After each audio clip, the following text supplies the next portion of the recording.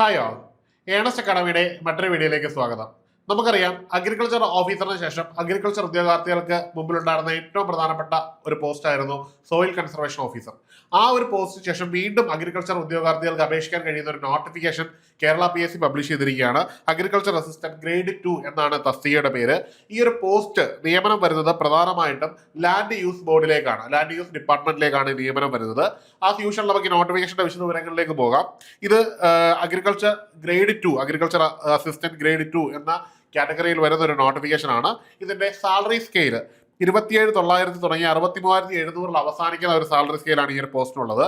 ഇതിന്റെ ഒരു recruitment pattern direct recruitment തന്നെയാണ്. നിലവിൽ റിപ്പോർട്ട് ചെയ്തിരിക്കുന്ന വേക്കൻസി 2 മാത്രമാണ് എന്ന് കരുതി ആരും അപ്ലൈ ചെയ്യാതിരിക്കരുത്. കാരണം 2 വേക്കൻസി ആണ് എങ്കിൽ പോലും ഇത് നിലവിൽ നോട്ടിഫിക്കേഷൻ വന്ന ഒരു അവസ്ഥയിലുള്ള ഒരു പോസ്റ്റാണ്. പലപ്പോഴും പല നോട്ടിഫിക്കേഷനിലും ഇപ്പോൾ ആന്റിസിപ്പേറ്ററി വേക്കൻസി ആയിട്ടാണ് റിപ്പോർട്ട് ചെയ്യപ്പെടുന്നത്. ആ ഒരു സാഹചര്യത്തിൽ നമ്മൾ നോക്കുമ്പോൾ ഇപ്പോൾ 2 വേക്കൻസി ആയിട്ട് വന്ന പോസ്റ്റാണ്. സ്വാഭാവികമായിട്ട് നോട്ടിഫിക്കേഷൻ വരികയും എക്സാമിനേഷൻ കഴിയുകയും റാങ്ക് ലിസ്റ്റ് പബ്ലിഷ് ചെയ്യുകയൊക്കെ കഴിയുമ്പോഴേക്കും സ്വാഭാവികമായിട്ട് ഈ നമ്പറിൽ വലിയ മാറ്റങ്ങൾ ഉണ്ടാവും. അതുകൊണ്ട് ഒരു കാരണവശാലും നിർദ്ദിഷ്ട യോഗ്യതയുള്ള ഉദ്യോഗാർത്ഥികൾ ഒരു കാരണവശാലും അപ്ലൈ ചെയ്യാതിരിക്കരുത്. അപ്ലൈ ചെയ്ത് ഈ ഒരു എക്സാമിനേഷനായിട്ട് നന്നായിട്ട് തയ്യാറെടുത്ത് മുമ്പോട്ട് പോകേണ്ടതാണ്.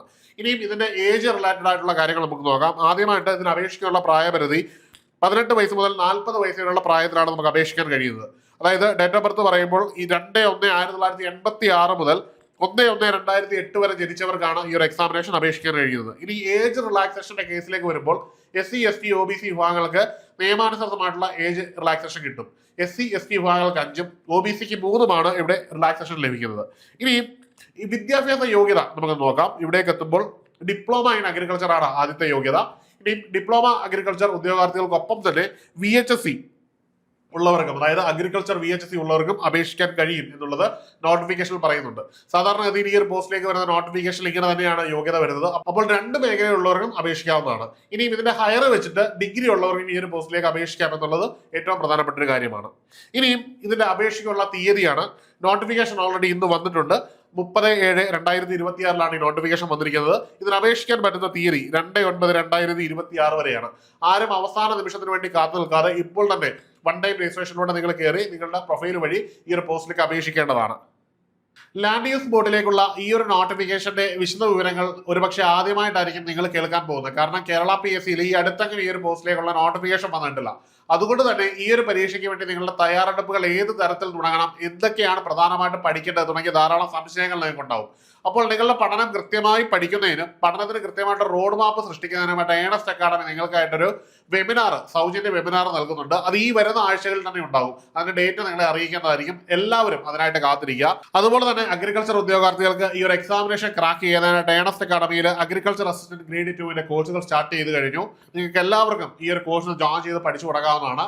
നമുക്കറിയാം, നമ്മളൊരു വേ ഓഫ് ട്രാക്കിലാണ്. നിരവധി എക്സാമുകൾ എഴുതി അടുത്ത എക്സാമിന് വേണ്ടി വെയിറ്റ് ചെയ്തിരിക്കുകയാണ്.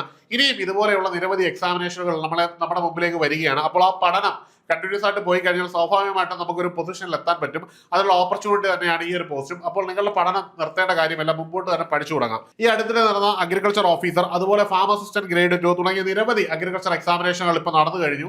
അവയിലൊക്കെ ഏണസ്റ്റ് അക്കാഡമിക്ക് മികച്ച വിജയം നേടാൻ കഴിഞ്ഞു എന്നുള്ളത് ഏറെ ശ്രദ്ധേയമായ കാര്യമാണ്. അപ്പോൾ ഇത്തരത്തിലുള്ള വിജയം നമ്മൾ നേടിയെടുക്കുക എന്നത് ചെറിയ കാര്യമല്ല. ആ ഒരു വിജയം നമുക്ക് ഒരുമിച്ച് നേടാൻ പറ്റുന്ന രീതിയിലാണ് നമ്മൾ കോഴ്സുകൾ നിങ്ങൾക്കായിട്ട് നൽകുന്നത്. നിങ്ങളുടെ ഡെഡിക്കേഷനും ഒപ്പം നമ്മുടെ കൃത്യമായ ഗൈഡൻസും ഉണ്ടെങ്കിൽ നിങ്ങൾക്ക് ഏതൊരു എക്സാമിനേഷനും ക്രാക്ക് ചെയ്യാൻ പറ്റും.